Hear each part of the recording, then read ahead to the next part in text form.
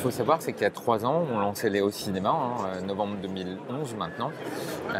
Et là, surtout, ce qui est intéressant pour nous, c'est de voir que c'est le premier renouvellement qu'on fait dans cette famille de produits.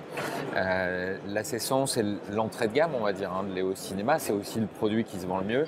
La grosse évolution, en fait, c'est de rassembler le marché du petit capteur et du gros capteur. C'est-à-dire, jusqu'à maintenant, le petit capteur amène beaucoup d'automatisme au niveau de la mise au point, de l'iris, de la balance des blancs. Par contre, amène très peu de sensibilité, même si ça s'est amélioré avec le temps. Ça reste des caméras pas très sensibles. Les caméras gros capteurs comme la C100 ou la C300 même, sont des caméras qui, elles, vont ramener beaucoup de sensibilité, de dynamique, etc. Une très belle image, de la profondeur de champ, mais pas d'automatisme. Donc là, l'idée, c'était vraiment d'amener les automatismes sur une caméra à gros capteur. Donc c'est une caméra qui intègre direct le dual pixel, qui a une fonctionnalité d'autofocus vraiment très rapide, c'est assez bluffant à regarder, qui vient de la photo. L'autre avantage, c'est de faire évoluer le capteur. Donc le capteur qu'on a développé il y a 3 ans pour Léo Cinéma, qui était le même pour la C100, C300, C500, aujourd'hui qui était à 20 000 ISO, passe à 102 000 ISO, donc ce qui est une belle évolution. Alors il ne s'agit pas d'aller utiliser la caméra à 100 000 ISO, mais par contre, dans des conditions normales de lumière, il y aura une plus belle dynamique, une plus belle sensibilité de par ce fait-là. Donc, mis à part ça, elle enregistre sur 2 codecs aussi, puisqu'il y a de plus en plus de gens qui enregistrent pour Internet et qui veulent garder un fichier de belle qualité aussi pour pouvoir derrière le travailler. Donc il y a un enregistrement qui se fait en AVC comme sur la C100 avec un débit un peu plus élevé. Et un enregistrement MP4 qui permet de le diffuser directement même de la caméra puisqu'il y a du Wi-Fi. Mis à part ça, il y a tout ce qui est ergonomie, l'écran évidemment qui est passé au OLED, qui est mieux défini, le viseur qui était le point faible de la C100 qui devient un vrai beau viseur.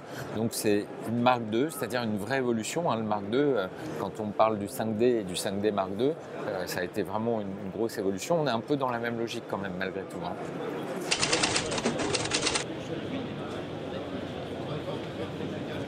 La rapidité de l'autofocus et la précision de l'autofocus, c'est vraiment les 2 gros points forts.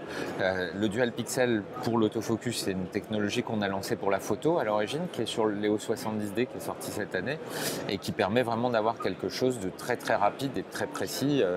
Le dual pixel, ça marche avec toutes les optiques Canon, il y en a plus de 80, mais avec les optiques qu'on appelle STM chez nous, donc il y en a 6 ou 7, il y a même de la détection de visage. Donc ça, dans le cadre de news, puisqu'il y a une cible news quand même sur cette caméra, des sujets où on va très vite et où on a besoin du point, ça permet de détecter la mise au point sur tous les visages présents sur l'image. Donc ce qui est quand même très pratique. Ouais. Elle se fait au centre dans un premier temps, donc ça fonctionne très bien au centre. Ça peut se décaler après dans le futur, mais par contre on est essentiellement au centre, sauf sur les fameuses optiques STM où là on a la détection de visage et le décentrage en fait de l'autofocus. Ouais. C'est un parti pris, est-ce que c'est le bon? C'est vrai que le public est friand aujourd'hui de ralenti, même dans le grand public, puisqu'un iPhone fait du 240 images, je crois, ou 220. Nous, le parti pris qu'on a fait, c'est qu'aujourd'hui, sur les caméras qui font du ralenti, tu as forcément une détérioration de l'image, puisque le codec devient de plus en plus compressé, le débit de plus en plus faible. Là, on veut vraiment préserver la qualité d'image, donc on fait du ralenti à 60p, en préservant la qualité d'origine de la caméra, mais par contre pas du 120 ou du 240 comme ça peut se faire. Donc c'est un parti pris, oui, effectivement.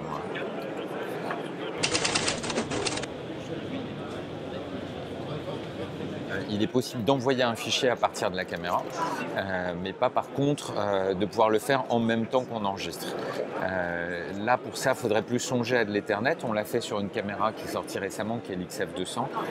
Mais là, du coup, le Wi-Fi peut servir essentiellement à renvoyer un fichier ou aussi à autre chose qui est très utilisé, à piloter la caméra. C'est-à-dire d'avoir un iPhone, un iPad ou un Android, peu importe, qui pilote la caméra directement à distance avec un monitoring aussi, avec le petit temps de décalage du Wi-Fi. Mais c'est les 2 fonctions principales du Wi-Fi aujourd'hui sur la C100 qui est sa nouveauté aussi. Ouais.